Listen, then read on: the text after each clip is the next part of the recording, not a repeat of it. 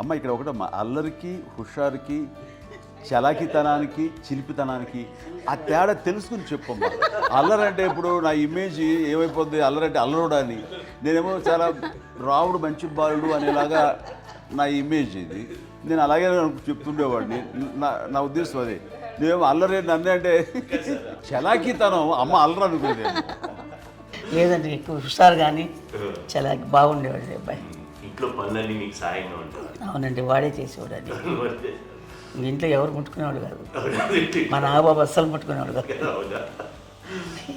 అన్నిటికీ నాకు ఆయన సహాయమే పాపం. నాన్న ఆయన ఉద్యోగం వెళ్ళిపోయారు. నేను పాక్కుంటూ అలాగా వెళుతూ వెళ్ళిపోయాను. నాకు తెలియదు.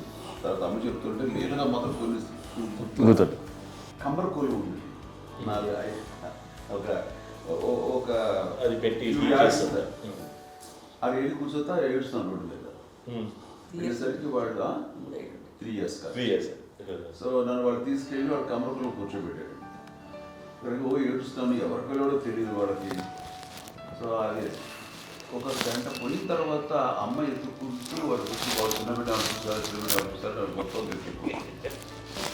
అది వాడు చూసి ఈ అబ్బాయి అన్నారు. కాదు అనేసింది. అదేంటి అంటారు, సరిగ్గా చూడమ్మా. ఈ అబ్బాయి మా అబ్బాయి అని. ఏంటమ్మా అంటే ఆ కమర్గోళంలో కింద కూర్చోబెట్టాడు కదా, బస్ అంతా పూజేసుకుని నల్లగా అయిపోయింది. అంటే రంగని కాదు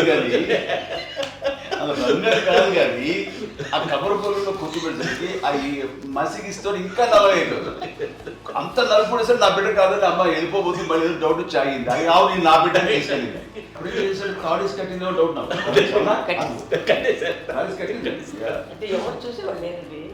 అమ్మేమో అల్లరు అనుకునేదండి. నాకేమో చిన్ననాటి మహాభాగవతం కృష్ణుడి కార్యక్రమం అనుకుంటాను. ఆయన మహానుభావులు అయ్యే వాళ్ళందరికీ ఆ లక్షణం ఉంటుందేమో చిన్నప్పుడు. కొన్నిదల కుటుంబ సభ్యులు మంచి రుచులను ఆస్వాదిస్తారని, మంచి భోజనాలని ఆనందిస్తారని అందరికీ తెలుసు. చిన్నప్పుడు వీరి ఆహారపు అలవాట్లు ఎలా ఉండేవి? ఇదేవి ఎగిరేవి ఇవి ఎవ్రీ డే 2 పూట్ల ఉండాలన్న. మరి నాగబాబు పాపం ఏముంది, తిన్నట్టు ఇష్టం. మరి అన్ని రకాలుగా నాన్న కోసం చేసి పెడుతుంటే మరి తను అన్ని ఇష్టపడక ఆ తర్వాత లేకపోతే కోపడక ఎలా ఉంటాడు చెప్పండి. 5 పిల్లలు అయినా అమ్మా నాన్నలు కొంతమంది పైనే ఎక్కువ దృష్టి పెడతారు. ఈ 5 మీరు ఎవరి మీద ఎక్కువ ఫోకస్ పెట్టేవాళ్ళు? కళ్యాణ్ బాబు అండి. వాడంటే బాగా, అంటే వాడు ఏది తినేవాడు కాదు అసలు. ఆడికి ఏ తింటాడని ఇప్పుడు వాడికి నచ్చకపోతే, నేనైతే నచ్చకపోతే చాలా గోల్ చేసేవాడిని. అన్నయ్యకేమో చాలా అన్నయ్య ఏది పెట్టినా తినేవాడు, అసలు అడ్జస్ట్మెంట్ ఏంటంటే. నాకేమో నచ్చకపోతే చాలా గొడవ పెట్టేవాడిని. తిండి ఇది ఒక అన్నం ఇదొక కూరలు అని వెళ్ళిపోయేవాడిని. అమ్మకు అమ్మతో తిట్టి నాకు వెజిటేరియన్ ఎలర్జీ ఉండేది, అంటే చిరాకు అనమాట. కళ్యాణ్ బాబు ఏంటంటే తనకి ఇష్టమైన ఫుడ్ ఉంటే తింటాడు సైలెంట్గా, బాగలేకపోతే సైలెంట్గా వెళ్ళిపోతాడు. అమ్మకి ఇదేమేంటండి వదిలేమో తన తింటాడు, అటు నిశ్శబ్దంగా నిరసన ప్రకటించేవాడు. దాంతో వాడి గురించి చాలా ప్రొటెక్టివ్గా చూసుకునేది అమ్మ. పైగా చిన్నప్పటి నుంచి కొంచెం వాడు వీక్గా ఉండేవాడు, అంత బలమైన ఇది కాదు. దాని తర్వాత కొంచెం అందుకని అమ్మ వాడిని స్పెషల్గా చూసుకునేది. వాడు స్పెషల్ కిడ్ అయ్యాడు ఇంట్లో. మీ అమ్మగారు మీ అక్క చెల్లెళ్ళకి ఇచ్చిన సలహా ఏంటి? అంటే ఇండిపెండెంట్గా ఉండమంటారు అమ్మ, ఎవరిని డిపెండ్ అవ్వద్దు. నీ పిల్లల్ని నువ్వే జాగ్రత్తగా పెంచుకో, ఎవరినైనా చేయకు, డిపెండెంట్గా పెట్టద్దు అని ఆవిడ మాకు బాగా ఎక్కువ చెప్తుండేది. నాకు కొంచెం టఫ్ టైమ్స్లో కూడా ఆమె నీ పాటు నువ్వే ఉండాలి, ఎవరి దగ్గర ఉండదు, ఎవరింట్లో ఉండదు, మా దగ్గర కూడా ఉండదు, నీ ఇద్దరు కుటుంబం నువ్వే ఉండాలి. అది కష్టం కదండి అట్లా చెప్పడం. చెప్పారు చాలా తక్కువ, బట్ నాకు అదే ఇచ్చే ధైర్యం. ఇండిపెండెంట్గా అట్లా ఒకరి దగ్గర ఉంటే నీ గౌరవం తగ్గిపోతుంది, ఎక్కడ ఉండదు. అది చాలా నాకు చాలా ఇన్స్పైరింగ్ ఉండేది మాటలు. ఇప్పుడు కూడా అది చాలా హ్యాపీగా అనిపిస్తుంది అని చెప్పింది. అంతే కదా, ఇప్పుడు మనకి ఏదైనా రోగాలు వస్తే చేసేస్తాను దాన్ని బాధపడుతుంది మనమే. బట్ తగ్గించే వాళ్ళు కన్సర్న్ చూపించే డాక్టర్స్ ఒట్టుకోలు కింద కింద ఉండొచ్చు, కానీ పోరాడాల్సింది మనమే.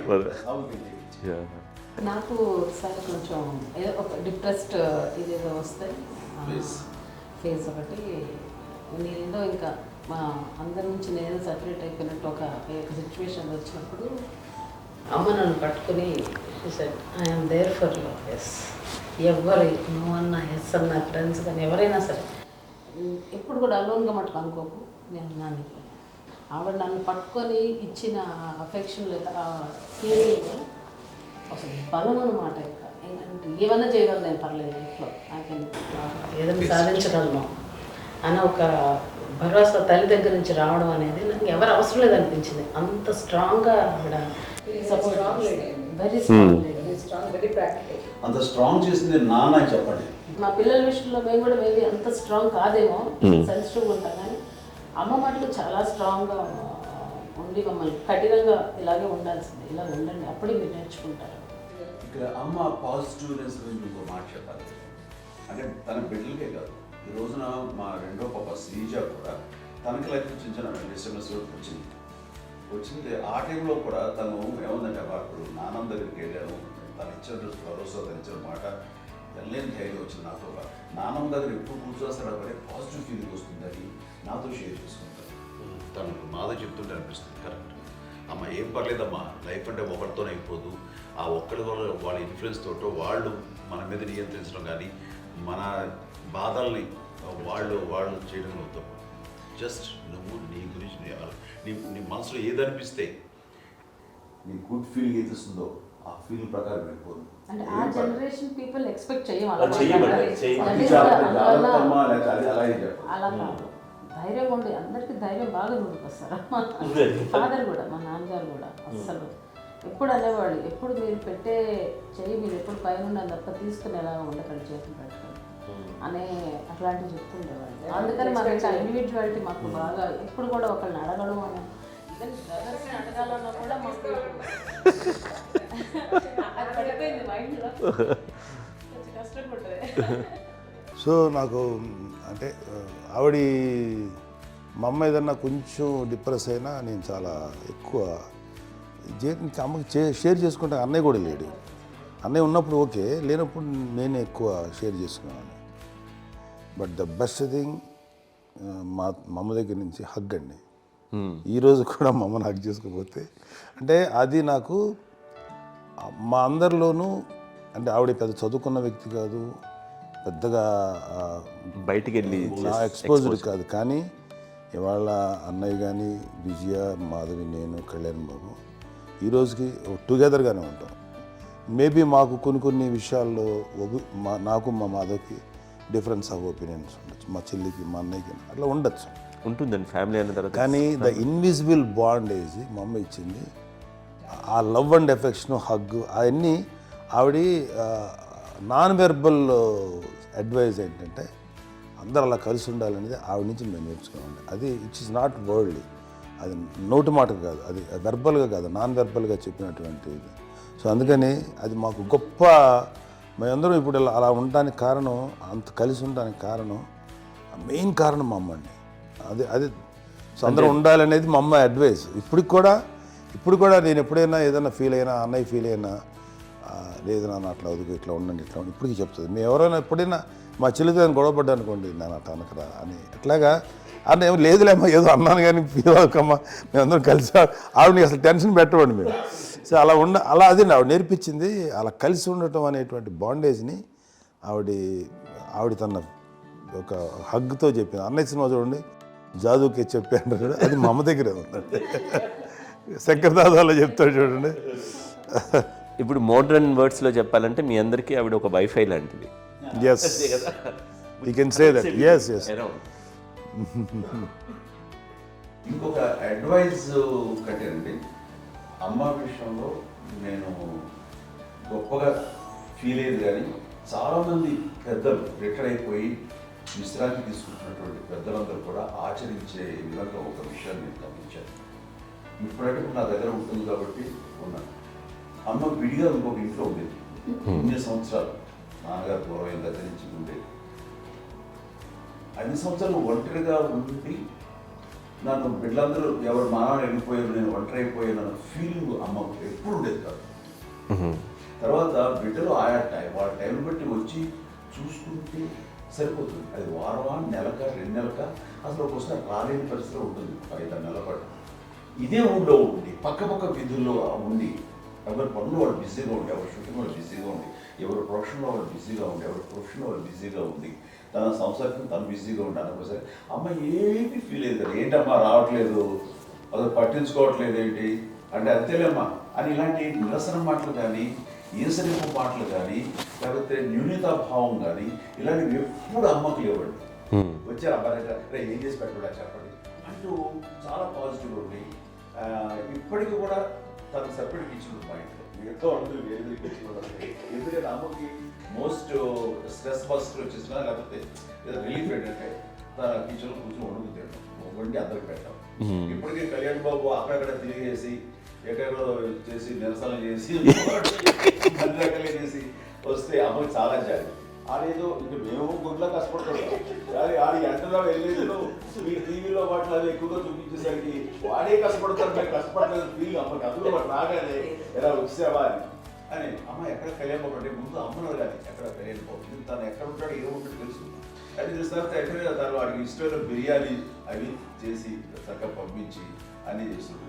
అట్లాగా బిడ్డలకి పెట్టడమే తప్ప బిడ్డల నుంచి ఈ వయసులో ఎక్స్పెక్ట్ చేయడం లేకపోగా కొంచెం పట్టించుకోవట్లేదు అనే ఒక న్యూనత భావంలోకి వెళ్ళిపోయి సైకలాజికల్ డిప్రెస్ అయ్యే మదర్ మాత్రం కాదు. ఆ రకంగా మాకందరికీ భరోసా. మేము కూడా పెద్ద అయినా బిడ్డలు వాళ్ళ ప్రవృత్తి ఉద్యోగరీత్యా వాళ్ళ వృత్తిరీత్యా వాళ్ళు దూరం అయిపోయి మనల్ని చాలా కమ్యూనికేషన్ గ్యాప్ వచ్చినా సరే బిడ్డలు నాకు దూరం అయిపోయి పట్టించుకోవట్లేదు. ఇలాగే చూసేవాళ్ళు వెళ్ళి ఎంత ఇదిగా వదిలేయేవాళ్ళు గురించి ఇప్పుడు ఏమైపోయానో అని ఇంత కించెం బాధపడలేదు వాళ్ళకి అంటూ నెగిటివ్ సైడ్ ఆలోచించే విధానం లేనే లేదు. అది మా అందరికి ఎంత కంఫర్టబుల్ అంటే అంత ఇంతగా ఎందుకోకపోతే మాధవ చూసుకుని మాధవ లేకపోతే నాగబాబు వెళ్తుంటాడు కడిగినప్పుడల్లా మా విజయ్ చూసుకుంటున్నది సరే నాకు కళ్యాణ్ బాబు తను చూసుకుంటుంటాడు. ఇలా ఎవరో కూడా వెళ్తూ ఉంటాం. అమ్మ మాత్రం అది వెరీ గుడ్ హెల్దీ. నేను చాలా మంది తల్లిదండ్రులు చూశాను, అవును, వాళ్ళు చాలా ఇబ్బంది పడుతూ ఉంటారు. పట్టించుకోవట్లేదు అర్థం చేసుకోగలము కానీ వాళ్ళు వస్తే బాగుంటుంది కదా అనేది ఉంటుంది. ఫీల్ అవుతారు. అవును, అలాంటి ఫీలింగ్ ఏం లేదు. పైగా బిడ్డలు వస్తే వాళ్ళకి ఏం చేసి పెట్టాలా అనే ఆలోచన. అది వెరీ హెల్దీ. చాలా మంది ఆచరించాల్సిన ఒక విషయం అనుకుంటాను. చిన్నప్పుడు అన్ని ఆనందాలేనా, మర్చిపోలేని దుఃఖాలు కూడా ఏవైనా ఉన్నాయా? అమ్మ చెప్పాలంటే ఓపికకి, గృహిణిగా తన బాధ్యతలు నిర్వర్తించడానికి అండ్ అన్ని రకాలుగా టేకింగ్ కేర్. దీనికి ఒక మంచి ఉదాహరణ నేను చెప్పగలను. అది తలుచుకోవడం నాకు చాలా ఉద్యోగంగా ఉంటుంది, నాకు చాలా కంటితలు వచ్చేస్తుంది. అమ్మకి మేము 5 బిడ్డలు అండ్ పురిట్లోనూ 1 year పెరుగో 2.5 years పెరుగో 3 బిడ్డలు చనిపోయారు. నాకు గుర్తెరిగి పొన్నూరులో నేను 6th class చదువుతున్నాను, 6వ తరగతి. అప్పుడు రమణ అనే ఒక అమ్మాయికి 2 years. రమణ అంటే మా ముగ్గురికి కంటే పెద్దది, మా కంటే పెద్దది, కళ్యాణ్ బాబు కంటే పెద్దది, మాకంటే మధ్యలో పిల్ల. తనకి అప్పట్లో మా నాన్నగారు ఉద్యోగరీత్యా క్యాంపుకి వెళ్ళిపోతుండేవారు. ఏమి ఉంటుంది నాన్న చెప్పాలంటే ఫుడ్లో కష్టపడేవారు, ఇంకా నాన్న చెప్పినట్టు కదా, నాగో చెప్పినట్టు. కానీ ఇంటి బాధ్యత, ఇంటి పనులు, రోగాలు వచ్చిన రుచులు వచ్చిన హాస్పిటల్కి తీసుకెళ్ళాలట ఏదైనా సరే అమ్మే పడేది. ఆ శ్రమ తీసుకున్న టైంలో అమ్మకి అసిస్టెంట్కి నేను సహాయపడుతుండేవాడు ఉండేవాడు. అమ్మ చూడరు నాకు ఫ్రెండ్స్ ఆడుకోవడం అలా నిజంగా ఎప్పుడు నాకు గుర్తేది నాకు తెలియదు ఫ్రెండ్స్తో తిరగడం అని సేపు అమ్మ పట్టుకుని ఉండేవాడు. అలాంటి నేను ఆ పిల్లకి బ్రెయిన్ ఫీవర్ వచ్చింది. ప్రభుత్వ ఆసుపత్రి పొన్నూరులో ఆ పిల్లని చేర్పించినప్పుడు 2-3 days అయిన తర్వాత ఒక బ్యాడ్ న్యూస్ వినాల్సి వచ్చింది. తెల్లారికి కాన్షియస్ పోయింది. ఏం చేయాలో తెలియదు. అమ్మ వయసు చిన్నదే. ఇద్దరు తీసుకుని ఆ బిడ్డల్ని ఒళ్ళో పెట్టుకుని శవాన్ని, డెడ్ బాడీని రిక్షాలో ఇంటికి వెళ్ళాలి. ఇప్పటికీ నాకు గుర్తు ఆ విజువల్స్. అని నాన్నకి తెలియదు ఏ విషయం. నాన్న ఎప్పుడు వస్తారో తెలియదు, ఎలా కమ్యూనికేట్ చేయాలో తెలియదు. అది తీసుకుని వెళ్ళిన తర్వాత ఇంట్లో పడుకోబెడుతుంటే ఏం చేయలేదు. చుట్టుపక్కల ముస్లిం సోదరులు ఉండేవాళ్ళు, ఫ్యామిలీస్. అక్కడ అంటే మసీదు, పొన్నూరు మసీదు పక్కనే మా ఇంట్లో అనుకుని ఆ ఇంట్లో అందరూ వచ్చి చూసేవాళ్ళు, వాళ్ళే హెల్ప్ చేసేవాళ్ళు. ఏం చేయాలో తెలియదు. నెక్స్ట్ రిచువల్స్ ఎలా చేయాలో, జ్ఞాపకాలు ఎలా చేయాలో తెలియదు. అందరూ చిన్నపిల్లలే. తను చిన్నది, మిగతాందరూ పరిసరులే. సో అలాంటి పరిస్థితుల్లో కమ్యూనిటీ వచ్చినప్పుడు చుట్టుపక్కల వాళ్ళు వీళ్ళు వచ్చి చేయాల్సిన కార్యక్రమాలు చేశారు. ఆ సమయం నాకు ఎక్కడో కమ్యూనికేట్ చేసి డిపార్ట్మెంట్ ద్వారా నాన్న వచ్చేసరికి అన్నీ అయిపోయింది. ఇప్పటికీ అది నాకు మేము ఇలా ఎన్ని పురుషులు ఎన్నుకుంటున్నామంటే ఎలాంటి ఇది లేకుండా జాగ్రత్త అనే ఒక హెచ్చరికలాగా చేస్తూ అండ్ వాళ్ళకి చాలా సపోర్ట్ చేస్తాను. అండ్ ఇప్పుడైతే నా మీద ఎంత నమ్మకం, నేను ఏ నిర్ణయం తీసుకున్నాను మరో మాట. అండ్ తనకి హాస్పిటల్ అంటే పెద్ద ఫోబియా. నేను ఎక్కడికైనా వస్తాను హాస్పిటల్. ఈ మధ్యకాలంలో సరే అమ్మ మోకాల ఆపరేషన్ జరిగింది. అమ్మ నువ్వు కొంత బాధపడుతున్నావు, అసలు ఈ రోజున వచ్చిన మెడికల్ అడ్వాన్స్మెంట్ నీకు అసలు ఏ బాధ తెలియకుండా మోకాల ఆపరేషన్ రీప్లేస్ చేస్తారు అని వీళ్ళందరూ చెప్పడానికి భయపడతాను. ఎందుకంటే ఫస్ట్ ఎలా నాకు సపరేట్ అవుతాను, ఎలా చెప్పాలి తెలియదు. ఒక్క వీళ్ళంతా కలిపి నీ మాట వింటుంది, నీ మాట మీద నువ్వు చెప్తే వింటుంది. సరే వీళ్ళు చెప్పాను అంతే. ఏదో నాగపావు ముందు చెప్తే ఎలా ఉన్నారు, సరే ఇష్టం రా. లేదులే మా ఊరికి పర్లేదు అన్న. మళ్ళీ ఇంటికి వచ్చాక మళ్ళీ ఇంకొక తెప్పించి, మిషన్ తెప్పించి మళ్ళీ టెస్ట్ చేయించి అందరూ బాగుంది, ఏమి లేదు అన్న తర్వాత అప్పుడు పుస్తకంతో పడ్డాడు. ఏదో ఉంది మా అమ్మకి టెస్ట్ చేయించాలని చెప్పి శ్రద్ధ ఎక్కువ. మీ పిల్లలకి సంగీతం, డాన్స్ నేర్పించారని విన్నాం, అది నిజమేనా? దానికేమో డాన్స్ నేర్పించడం కాదు, అది నేర్చుకోలేదు, నాకు వచ్చేసి ఇప్పుడు డాన్సింగ్ స్టార్ మీద ఎదిగారంటే అది మా పెద్ద చెల్లి విజయ కారణం. అప్పుడు తనకి 5 ఏళ్ళు, నాకు 9 ఏళ్ళు ఉంటాయి, ఉంటుంది 10-11 ఏళ్ళు ఉంటాయి నాకు. బాపట్లనా? సో బాపట్ల చాలా చిన్నది, 5 ఏళ్ళు. నాకు ఒక 11-12 ఏళ్ళు. తను తీసుకొని గోడ మీద పెట్టుకోవడం అలా కూర్చొని చూస్తుండేవాడు. కూర్చుంటే అది నేర్చుకుంటుంది. నేను మానసికంగా నేర్చేసుకున్నాను. ఇప్పటికీ ఆ స్టెప్స్ ఏమి చేస్తాను అంతే. ఇప్పుడు దాన్ని తరబడతాయి. ఇంకోటి ఏంటమ్మా, నమో నమో ఎన్ని ఉన్నాయో సాంగ్స్ నేను నేర్చేస్తున్నాను అన్నమాట. 5 పిల్లల్లో ఎవరు ఎక్కువ పని చేసేవాళ్ళు, ఎవరు తక్కువ పని చేసేవాళ్ళు? ఏ పని చేయనండి, చేసేవాడు కదా అని అన్నయ్య చేసేవాడు. అన్ని పనులు అన్నయ్య చేసేవాడు. ఇక మా చిన్న చెల్లి, పెద్ద చెల్లి ఎక్కువ చేసేది.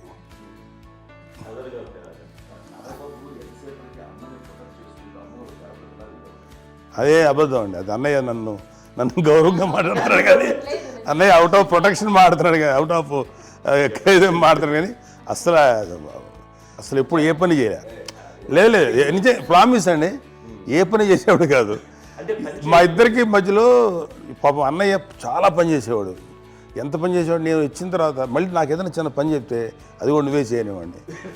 ఆ కోపం వచ్చేది, కోపం వచ్చి ఒకడు కొట్టేవాడు. కొడితే కోపం వచ్చేది తప్ప నేను వెళ్ళేవాడిని కాదు. అమ్మకి ఎప్పుడు ఏంటంటే ఒక ఇదే పని చేయడని, అంతే. నిజంగా ఏ పని చేసేవాడు కాదు. అవునా? లేదు లేదు లేదు మహాప్రేమ.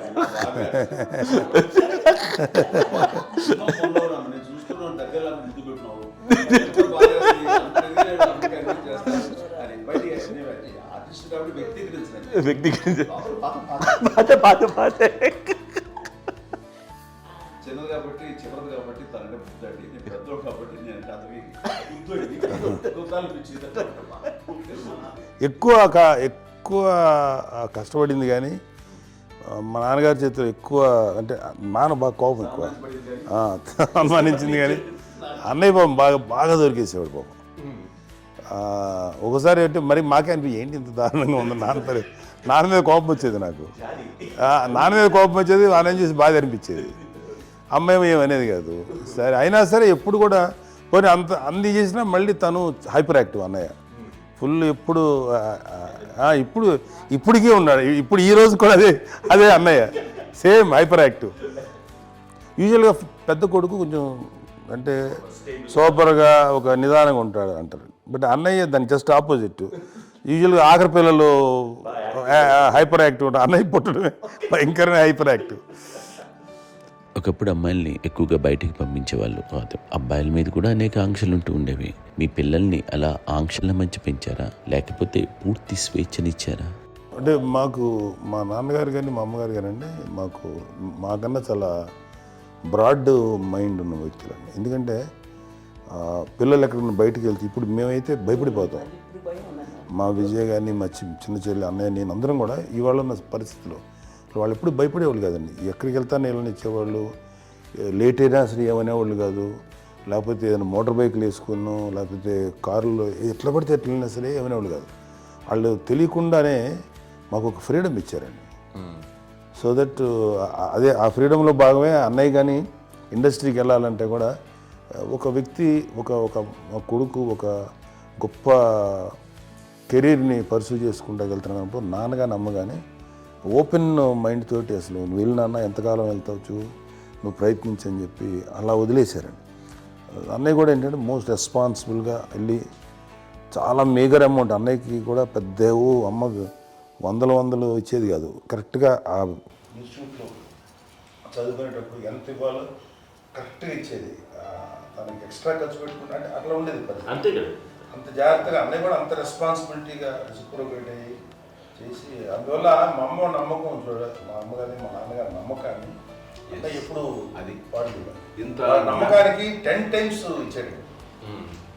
ఏ వయసెస్ వైపు కానీ ఏ అలవాట్ల వైపు కానీ ఎందులో ఇండల్జ్ అవ్వకుండా నాకు నేనుగా నియంత్రించుకుంటూ సరైన మార్గంలో వెళ్ళేలాగా నాకు వెళ్ళడానికి లోపల ఆ స్ట్రాంగ్ థాట్.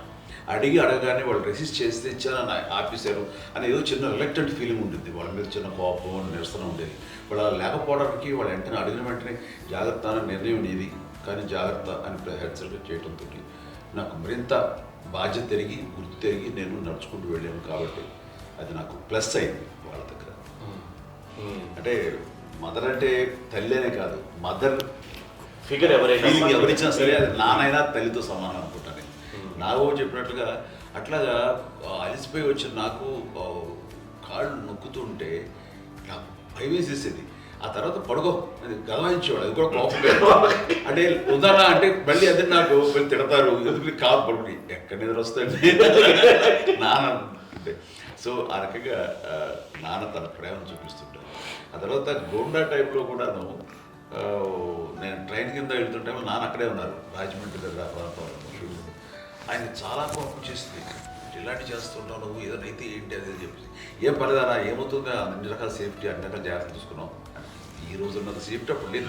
అయినా సరే రేపు పొద్దున నీ కొడుకులు ఇలాంటి పరిస్థితుల్లో నీకు తెలిసి వస్తారు అప్పుడు అనేవాడు. ఎన్నిసార్లు అనేవాళ్ళు నాకు నిజంగానే మగధీర టైంలో గుర్ర పెట్టుకుని ఆ రోడ్డు మీద పడిపోయాడు అని అన్నప్పుడు ఆ ఫస్ట్ టైం ఆ ఫీలింగ్ కలిగింది. అలాగే పీటర్ హెయిన్స్ అనేవాడు ఫస్ట్ మగధీరలో జంప్ చేస్తారు, మోటార్ బైక్ జంప్ చేసినప్పుడు ట్రైల్లో పీటర్ హెయిన్స్ అంత హైట్ నుంచి 20 feet 25 feet హైట్ నుంచి పడిపోయి మొత్తాన్ని బోన్స్ని ఎరగొట్టుకుని వాడు 7 నెలల పాటు వాడు ఇప్పుడు హాస్పిటలైజ్డ్. అది వీడైతే ఏమో తలుచుకుని భయం వేసేసేది. అప్పుడు నాన్న గుర్తుకు వచ్చేవాడు, ఓహో వాళ్ళ టెన్షన్ ఇంతే లేవు, మనకి మన కొడుకు వస్తే తెలియదు ఈ మాట నాన్న ఎప్పుడు అన్నారని అనిపిస్తుంది. Sweet memories. అత్త కోడళ్ళ మధ్య అనుబంధం ఎలా ఉంటుంది? సురేఖ్ గారితో మీకున్న అనుబంధం గురించి చెప్తారా? మా తండ్రి కోడలు కాదు, నా కూతురండి. అంత బాగుంటాం మేమిద్దరం కూడా.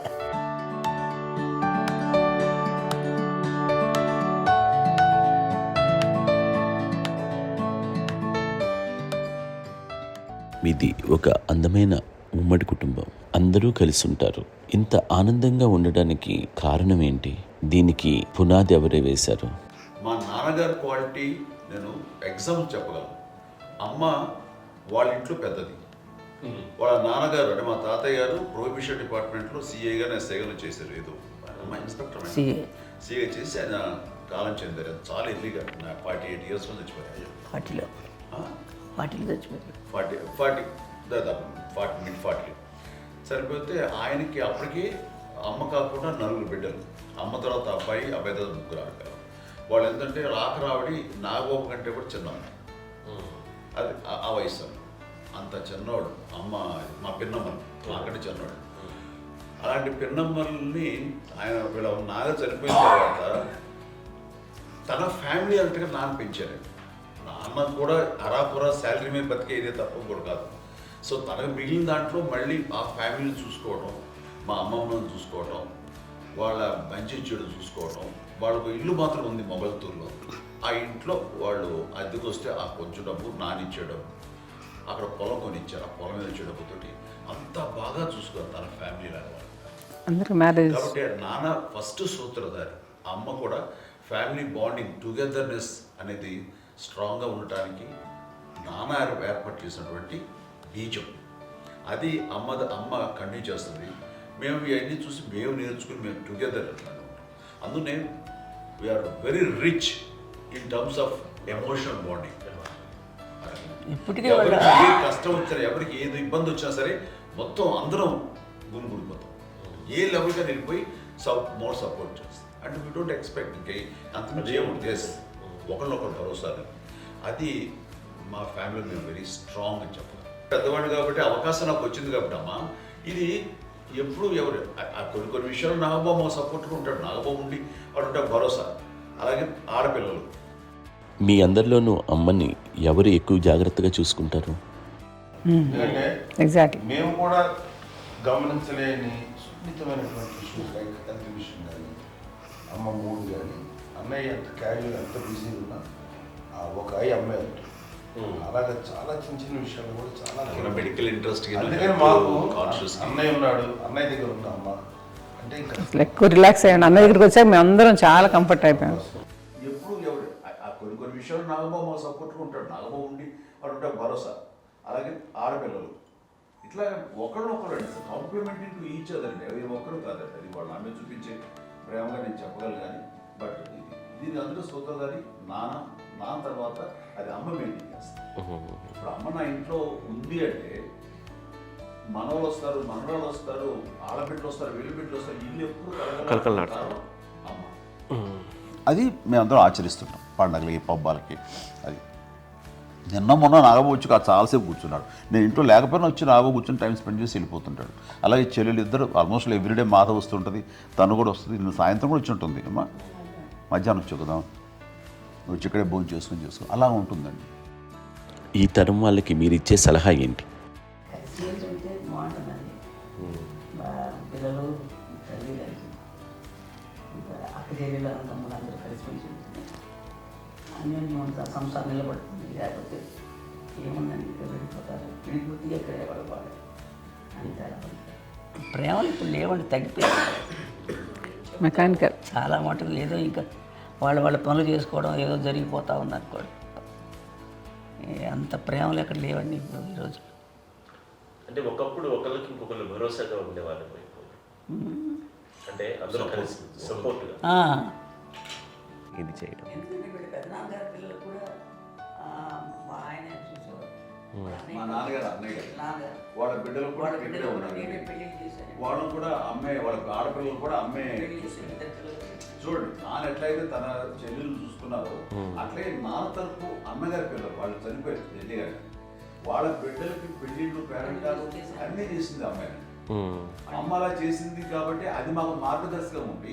ఇప్పటికీ వాళ్ళు కొంచెం ఒక మాదిరి పరిస్థితి ఉంటే వాళ్ళకి ఇల్లు కూడా పెట్టడం కానీ వాళ్ళకి తగిన సహాయం కనుక ఎవ్రీ మంత్ మా పెదనాన్నగారి అమ్మాయి ఆడు ఆల్మోస్ట్ 70 వాళ్ళకి ఎవ్రీ మంత్ మా ఇంటి నుంచి ఓ మొత్తం వెళ్ళిపోతాం.